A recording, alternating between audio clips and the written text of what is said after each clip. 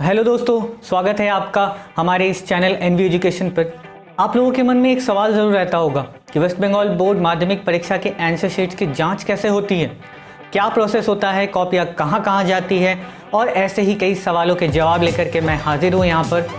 अगर आप हमारे इस चैनल पर नए हैं तो चैनल को सब्सक्राइब ज़रूर कर लीजिए, इस वीडियो को लाइक ज़रूर कर लें। तो बिना देरी किए चलिए वीडियो को शुरू करते हैं। तो वेस्ट बंगाल बोर्ड की माध्यमिक परीक्षा जो है फरवरी के आखिरी सप्ताह और मार्च के पहले सप्ताह के बीच में ख़त्म हो जाती है। ज़्यादातर तो ये फरवरी में ही ख़त्म हो जाती है, लेकिन बहुत एक्सेप्शनल केस होता है जब ये मार्च तक पहुंचती है। तो एग्ज़ाम ख़त्म होने के बाद सारे के सारे स्कूल्स में आंसर शीट्स के बंडल जमा हो जाते हैं, तो उन आंसर शीट्स की जाँच करवानी तो पड़ेगी।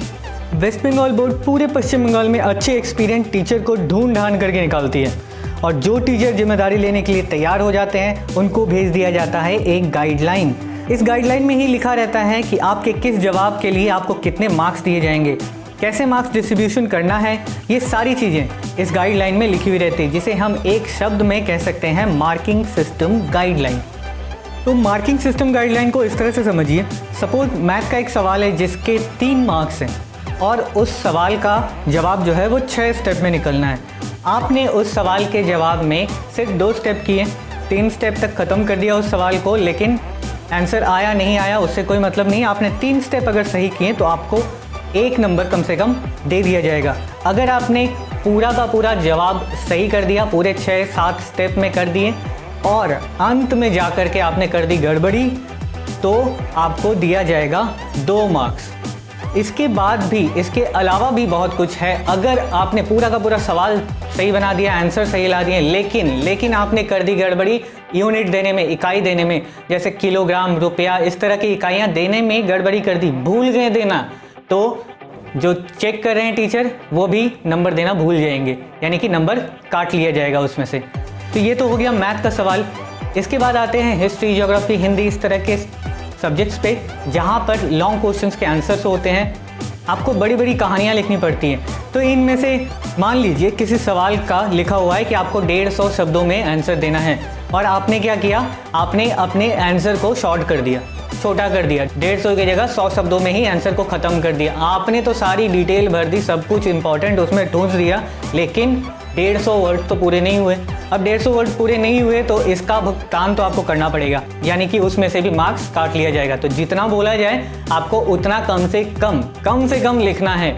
आप ज़्यादा लिख सकते हैं, कोई प्रॉब्लम नहीं है, हाँ, लेकिन लिमिटेशन रखिएगा कि 150 वर्ड अगर बोला है तो 150 से 175, 170 इतने दूर तक जाएंगे।